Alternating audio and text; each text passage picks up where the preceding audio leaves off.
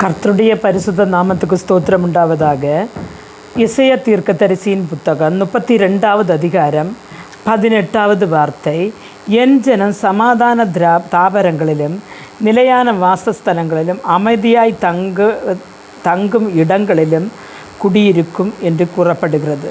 இங்கே கர்த்தர் சொல்கிறார், என் ஜனம் என்று ஆண்டவர் சொல்ல வேண்டுமானால் கர்த்தருடைய வசனங்களை வாசித்து தியானித்து அவருடைய கற்பனைகளை கைக்கொண்டு அவர் வழிகளில் நடந்து அவருடைய மகளாக அவருடைய இரத்தத்தால் வீண்டெடுக்கப்பட்டவர்களாக இருக்கிற தன்னுடைய ஜனம் சமாதான தாபரங்களிலும் அவர்கள்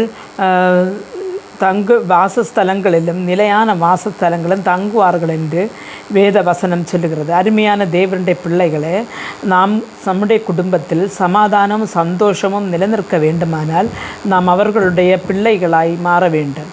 என்னை கேட்டுக்கொண்டிருக்கிற நீங்கள் சமாதானமற்று சந்தோஷமற்று வாழ்க்கையில் பல வேதனைகளோடு கண்ணீரோடு இருப்பீர்களானால் நீங்கள் முதலாவதாக செய்ய வேண்டியது கர்த்தருடைய பிள்ளைகளாய் மாற வேண்டும். அவருடைய ஜனமாக மாற வேண்டும். அவருடைய ஜனமாக மாறி அவரை தன் சொந்த இரட்சகராக ஏற்று அவரிலே விசுவசித்து வாழ்க்கையை முன்போட்டு கொண்டு போகும் பொழுது நம்முடைய வீட்டுக்குள்ள சமாதானமும் சந்தோஷமும் நிலைவரமாக இருக்கும் என்று வேதம் சொல்லுகிறது. அதன்படி நடக்க கர்த்தர் உங்களுக்கு கிருபை அருள்வாராக. ஜெபிப்போம். எங்களை மிகவும் அன்பாக நேசித்து வழிநடத்துகிற நல்ல தகப்பனே, இதை கேட்டுக்கொண்டிருந்த உமது பிள்ளைகளை உமது கரங்கள் தருகிறேன் ஆண்டவரே. அவட வாழ்க்கையில் இருக்கிற கஷ்டங்கள் வேதனைகள் ஆண்டவரே போராட்டங்களுக்கு ஆண்டவரே மாற ஆண்டவரே வேறு போவழிகள் இல்லை.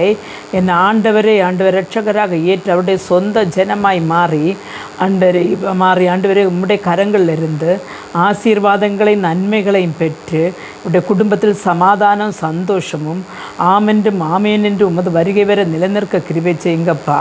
வாழ்க்கையில் வந்து போன எல்லா தெற்று குற்றங்களையும் நீர் மன்னித்து உமது வருகைக்காக நீர் ஒருக்கும்.